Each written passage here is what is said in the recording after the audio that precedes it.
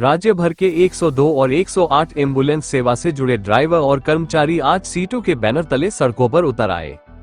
अपनी लंबित मांगों को लेकर इन कर्मचारियों ने प्रदेश के समस्त जिला मुख्यालयों पर जोरदार प्रदर्शन किया और प्रदेश सरकार के खिलाफ जमकर नारेबाजी की। प्रदर्शनकारियों ने साफ चेतावनी दी कि अगर समय रहते सरकार ने उनकी मांगों पर विचार नहीं किया तो वे बड़े स्तर पर चक्का जाम कर आंदोलन करेंगे। सीटू के नेताओं ने भी कर्मचारियों के समर्थन में सरकार को साफ तौर पर चेताया है कि अगर प्रदेश सरकार ने जल्द समाधान नहीं करीना निकाला गया तो यह आंदोलन राज्य भर में फैल सकता है। प्रदर्शनकारी शांतिपूर्ण तरीके से अपनी बात रख रहे हैं, लेकिन उनकी नाराजगी सरकार की नीतियों के प्रति स्पष्ट दिख रही है। अब देखना होगा कि सरकार इस पर क्या प्रतिक्रिया देती है। चंबा न्यूज एक्सप्रेस के लिए मुकेश कुमार गोल्डी की रिपोर्ट। कंपनी के साथ हमारी 2-3 दिन पहले बैठक हुई थी जो बेनतीजा रही है, उनमें उन्होंने हमारे साथ कोई भी वार्तालाप नहीं की है और वो ये लोग हमें रोज़ अपील करके ये तंग कर रहे हैं कि हम लोग जो आपके ऊपर एस्मा लगा देंगे और हम लोग आपको जो है नौकरी से निकाल देंगे। बस हम यही है कि आज जो है वो प्रदर्शन जो है पूरे हिमाचल में हो रहा है। हम जो सारी जो भी है जनता से हम यही गुजारिश करना चाहते हैं कि बढ़ चढ़ कर हमारा साथ दें। हम लोग जनता के साथ हैं।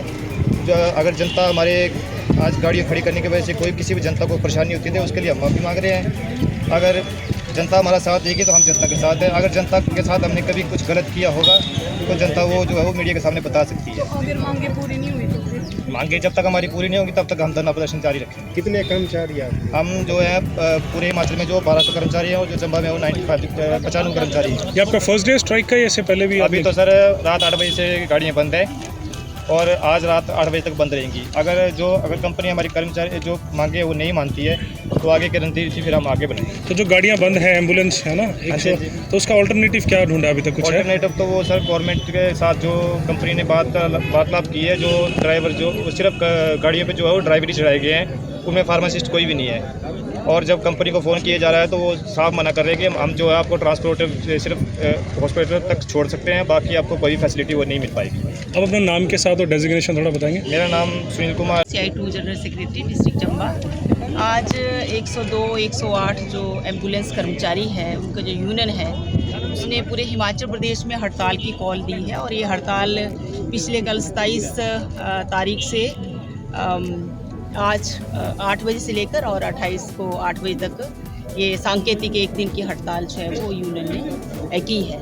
इसमें जो मुख्य रूप में इनकी मांगे हैं वो सबसे बड़ी बात ये है कि हिमाचल प्रदेश के अंदर जो ये काम कर रहे हैं, दिन रात काम कर रहे हैं और एक तरह से एसेंशियल ड्यूटी है ये, और जो न्यूनतम वेतन जो इनको मिलना चाहिए वो नहीं मिल रहा है। सबसे बड़ी बात तो ये है। और ये सरकार क्या देख रही है, ये विभाग क्या देख रहा है, ये हमारा जो हमारा लेबर डिपार्टमेंट क्या देख रहा है। तो ये सवाल है कि जहां आप न्यूनतम वेतन ही लागू नहीं कर पा रहे तो बाकी सुविधाओं की बात तो हम उसको ये नहीं कर सकते कि मिल रही हैं। 12-12 घंटे ड्यूटी करते हैं, कोई ओवर टाइम नहीं है, छुट्टियों का नहीं है। और इसको लेकर जो पहले जीवीके कंपनी थी उसके अंदर काम करते थे, फिर ये दूसरी कंपनी को काम दिया गया, तो उस समय से जीवीके के टाइम से ही कॉन्सिलेशन लगातार चली। हाई कोर्ट में मामला गया, सीजे क्या नाम आपके लेबर कोर्ट में मामला गया, लेबर डिपार्टमेंट में गया, लेबर कमिश्नर का ऑर्डर है कि जो इनका बनता है, उस समय में 17,000 बनता था और आज ये खुद ही बता रहे हैं कि 11,000 साढ़े 11,000 रुपये देते हैं।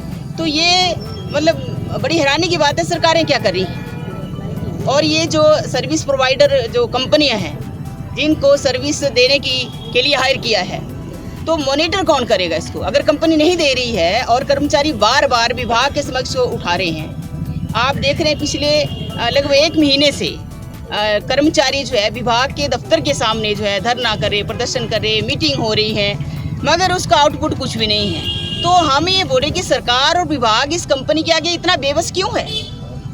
क्या कंपनी, ये सरकार के कानून जो है उससे ऊपर है कंपनी?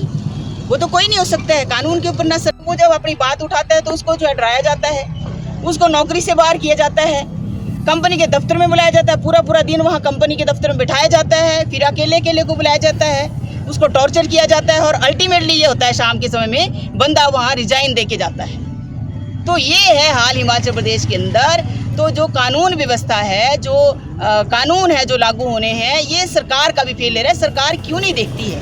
हमारा तो सरकार से ये सवाल है। कंपनियां तो ठीक हो जाएंगी। कंपनियों को ठीक करने में जिस कंपनी को सरकार ने काम दिया है, ठेका दिया है, अब उसको देखना सरकार का काम है।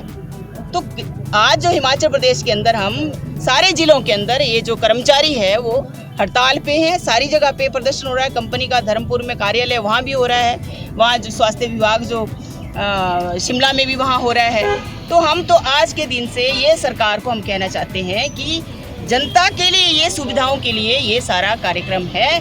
तो जनता को परेशान हम नहीं चाहते कि परेशानी हो, मगर जो जनता के लिए सेवाएं दे रहे हैं, अगर उनको उनका हक नहीं मिल रहा है, वो परेशान है, तो वो कहाँ जाए। हम कोरोना भी स्ट्राइक कर रहा है बार बार, एम्बुलेंस तो इसके आप देखिए जो लास्ट कोरोना था, लास्ट टाइम में, उस समय में जब सब लोग घरों में थे तो कौन ला रहा था पेशेंट को कोरोना की?